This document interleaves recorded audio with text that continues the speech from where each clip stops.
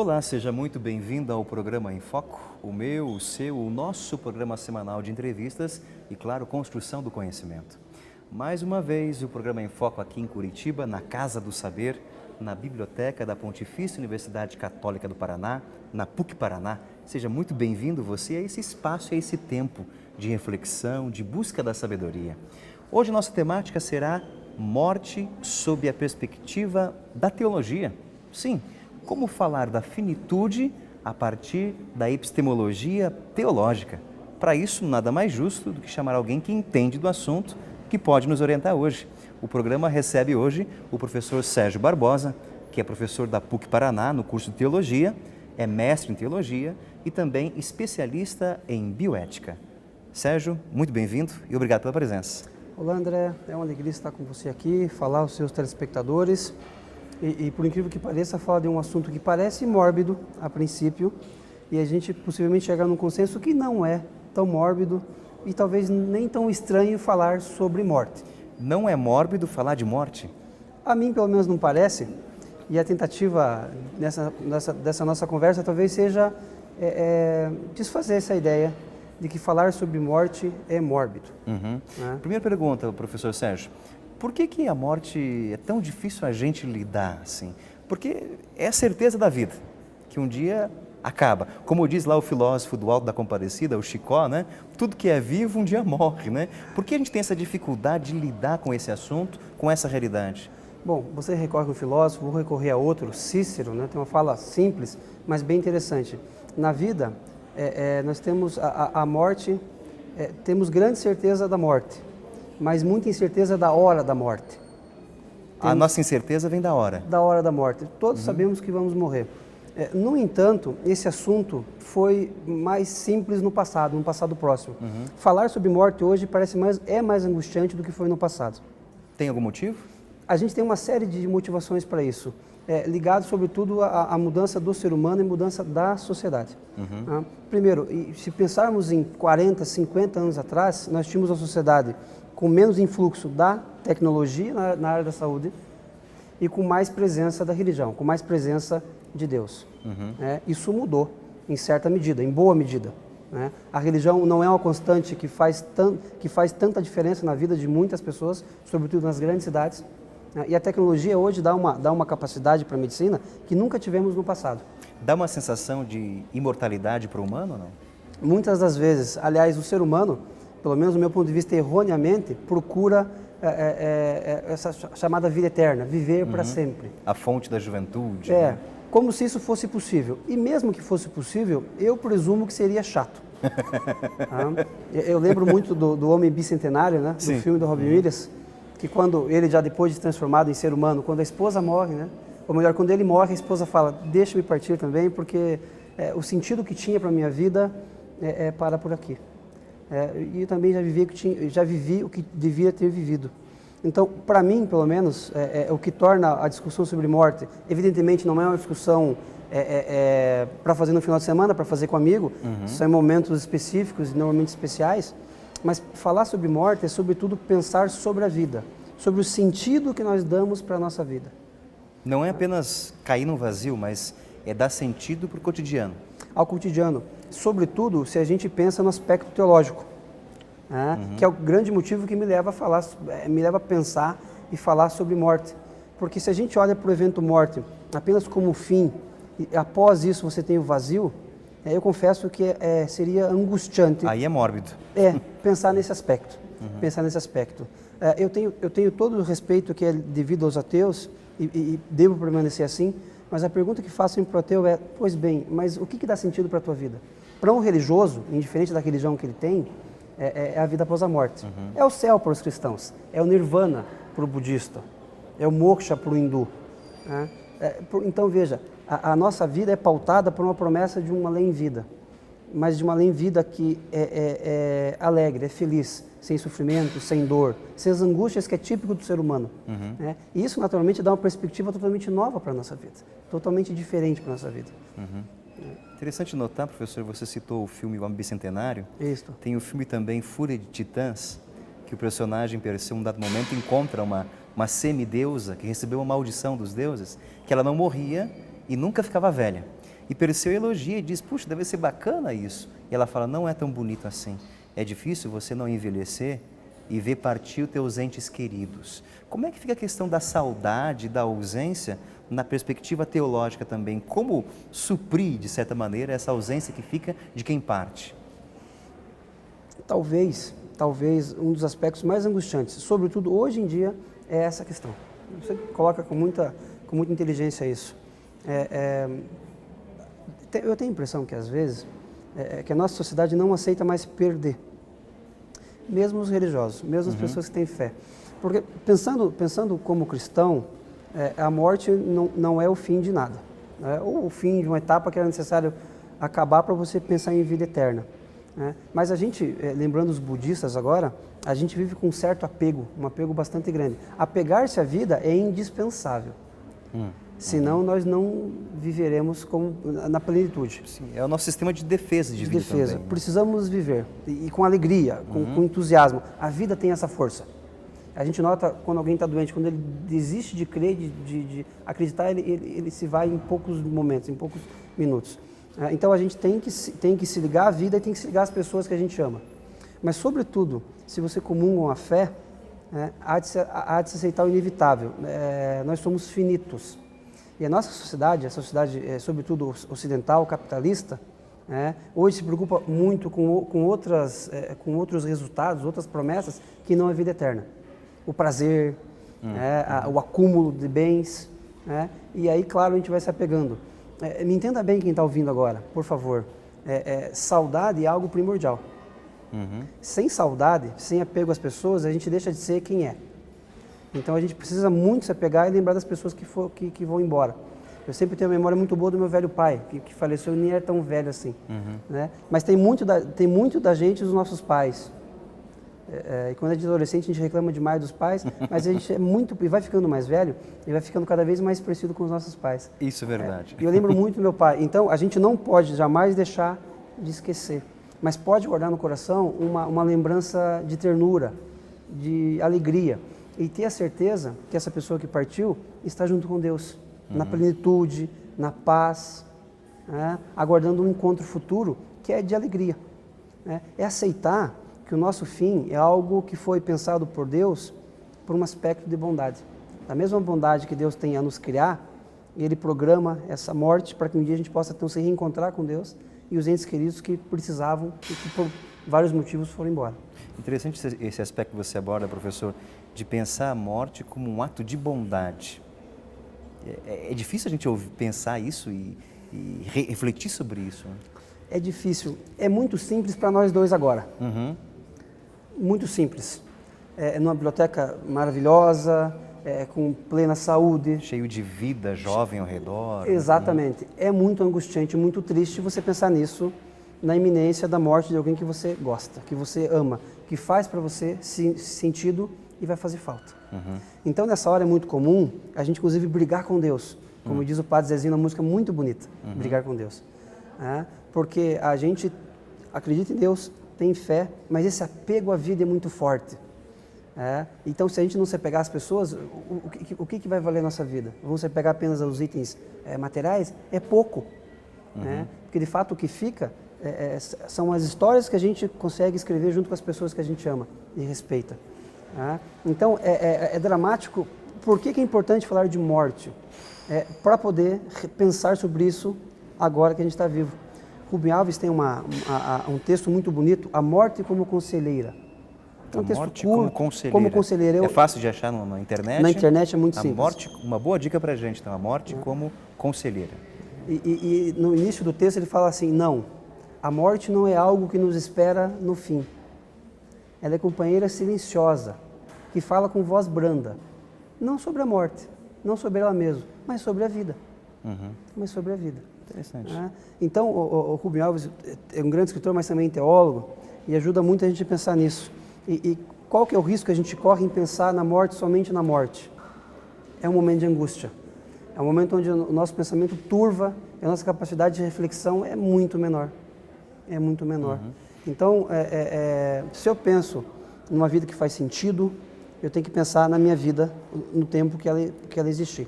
Como nós não temos certeza, de quando a nossa vida vai a termo, e de fato não temos mesmo, né? Pensar sobre a vida.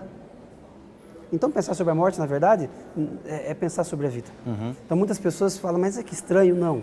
A gente pensa sobre a nossa vida para poder viver ela de acordo, poder viver bem. Para que quando a morte chegue, para quem tem fé, a salvação seja atingida. Né? Você falou a questão de fé e citou a expressão brigar com Deus. Como é que um teólogo vê isso, a briga com Deus por causa da morte? Ela é justificada? É justificável essa briga com Deus ou não?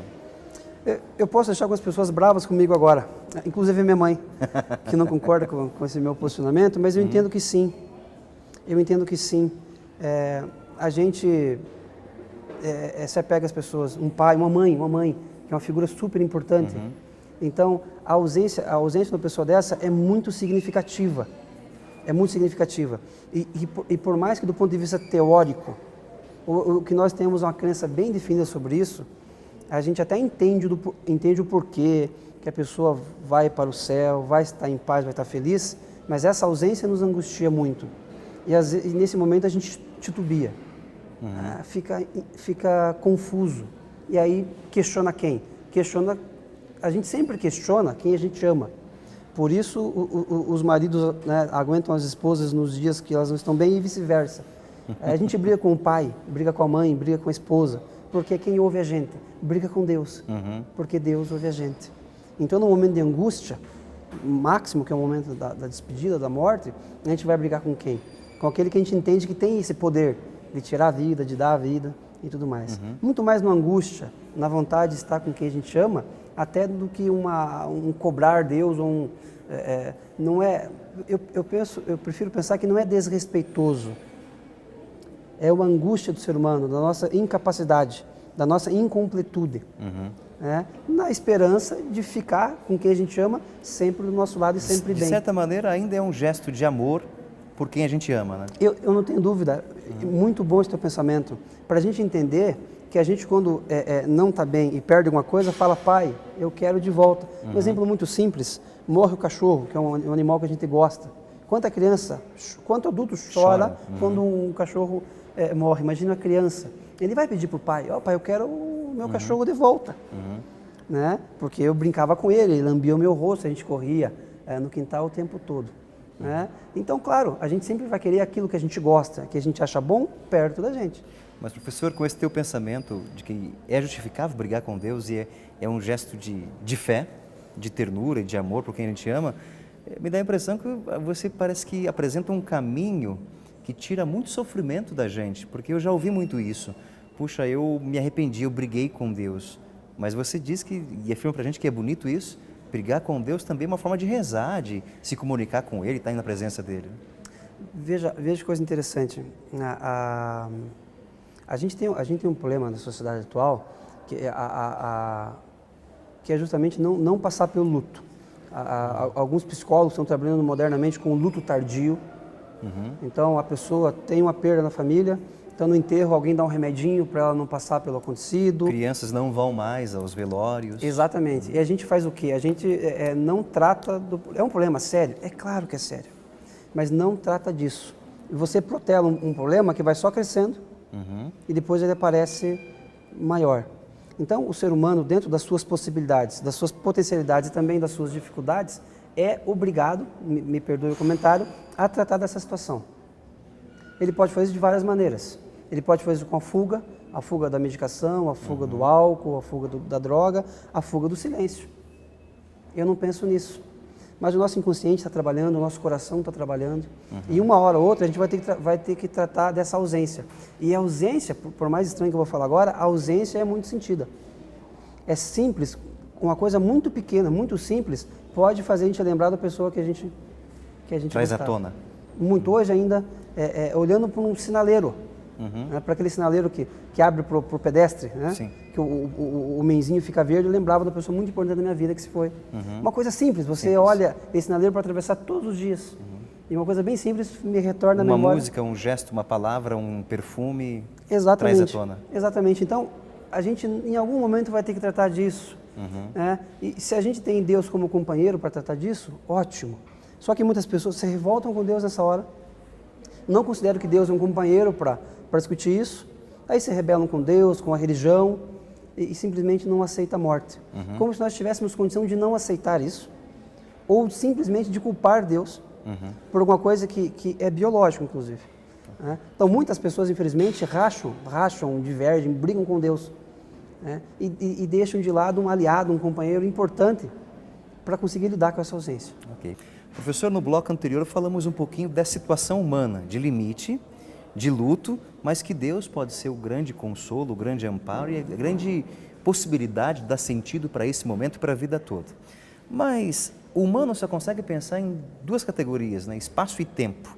E parece que a morte rompe isso, o espaço e o tempo nosso. Como é que a gente pode falar do depois da morte? Como é que a teologia vê essa situação? Olha, interessante, porque a gente entra num conceito de eternidade, né, que de fato vai extrapolar justamente esses dois conceitos. E esse é um processo que pressupõe fé.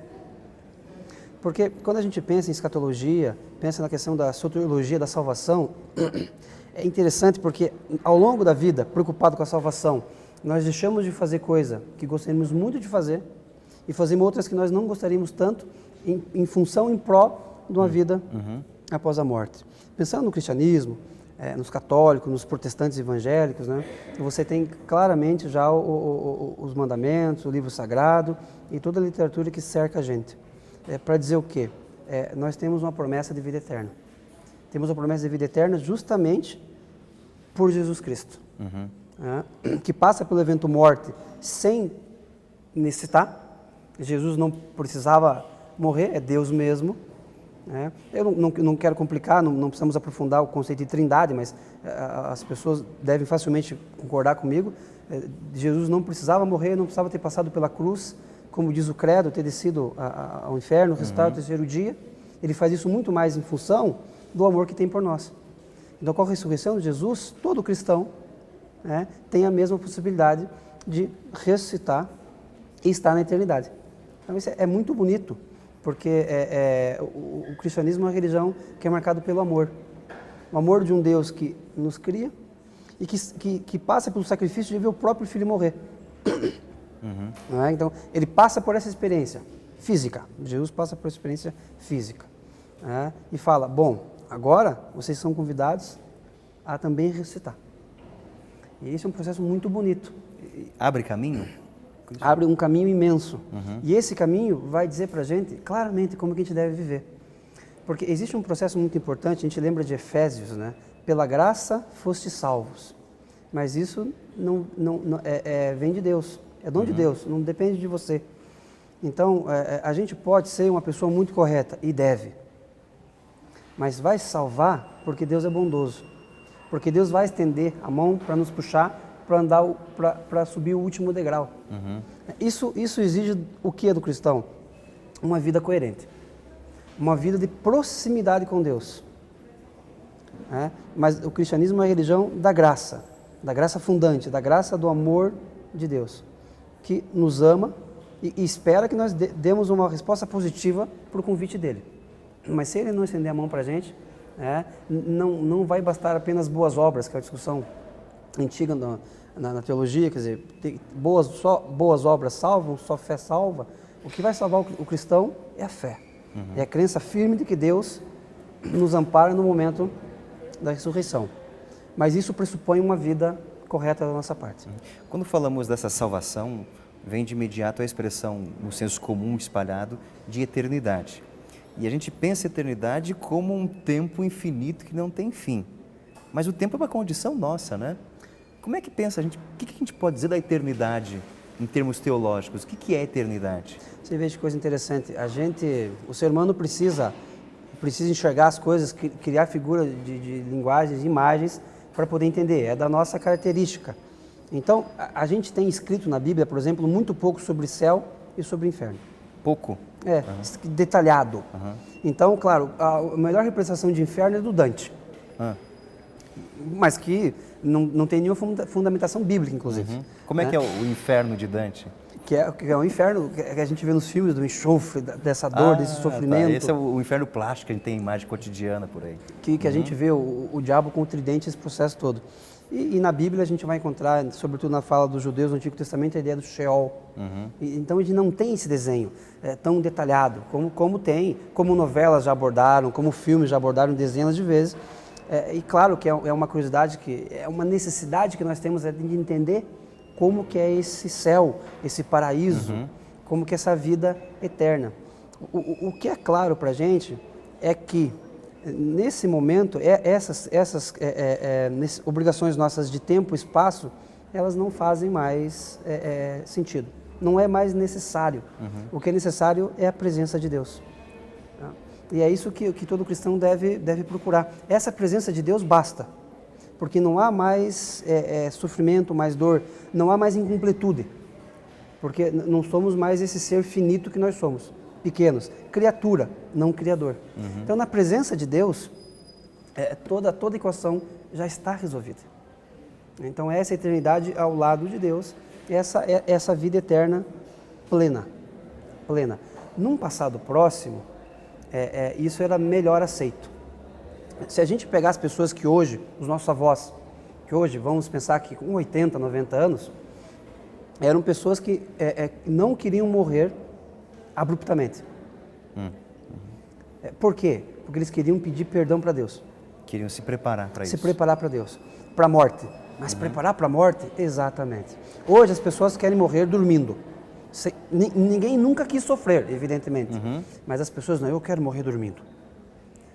Só que, e aí, a gente muitas vezes se engana. As pessoas mais velhas querem primeiro acertar as coisas.